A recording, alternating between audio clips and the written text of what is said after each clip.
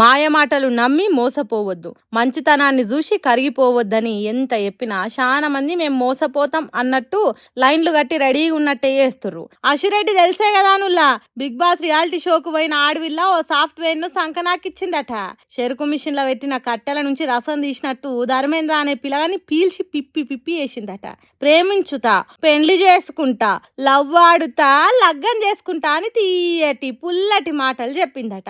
ఇంకేమున్నది, ధర్మేంద్ర మహాభారతంలో ధర్మరాజు తీరుగా అశురెడ్డితోని లవ్వు అనే జూదంలో చిక్కుకున్నాడట. అశురెడ్డి మాటలల్లో చక్కెర, తేనె, మసాలా, గసాలా, మన్ను, మశానం కలిపినట్టు ముద్దు ముద్దుగా మాట్లాడే వరకు ధర్మేంద్ర ధర్మాధర్మాల దాపరికం లేకుండా అయిందట. అశురెడ్డి అడుగుతుంటే 9,35,00,000 రూపాయలు ముట్ట చెప్పిండట. కాబోయే పెండ్లమే కదా అని కాసుల వర్షం కురిపించిండట. ధర్మేంద్ర దగ్గరున్నా అశురెడ్డి దగ్గరున్నా మా ఇద్దరు పైసలే అయితే కదా అని అనుకున్నాడట. అందుకే 5 కిలోల బంగారము, పట్నంలో మెయిన్ సెంటర్ల ప్లాట్లు, లగ్జరీ కార్లు కొనిచ్చిండట.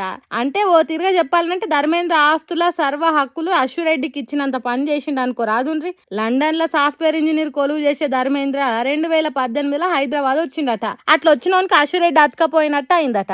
ప్రేమ, పెండ్లి, లవ్వు, లగ్గం అని చెప్పి మనోన్ని మత్తుల ముంచిందట.